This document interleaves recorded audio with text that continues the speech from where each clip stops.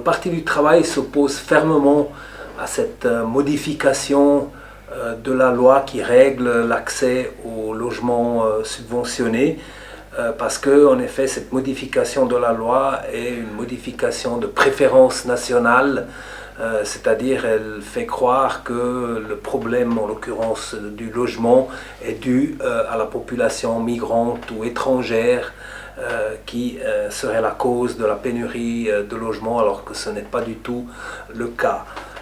La nouvelle loi va allonger la période nécessaire de résidence à Genève pour avoir accès au logement subventionné de 2 ans actuellement à nouveau 4 ans.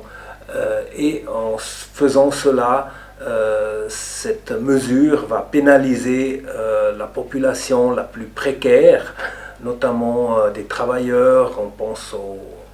Aujourd'hui, on pense aux infirmières à l'hôpital qui sont souvent des frontalières ou des personnes qui résident ailleurs qu'en Suisse avant de chercher du logement à Genève.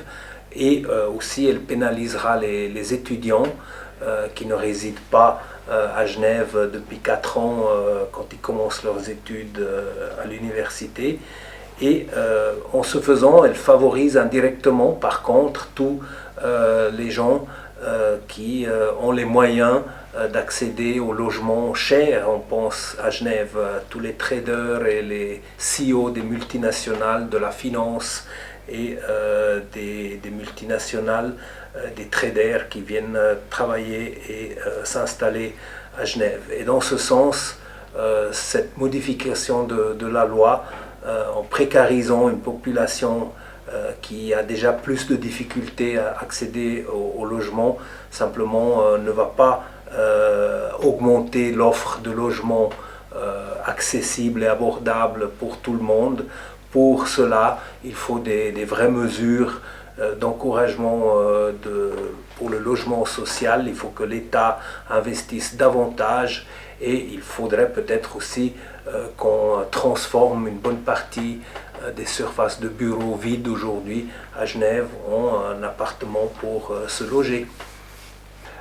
Pour ça, le Parti du travail appelle à refuser cette loi de préférence nationale pour le logement voulue par la droite, le MCG, l'UDC, soutenue par tout le reste de la droite et combattue par l'ensemble de la gauche.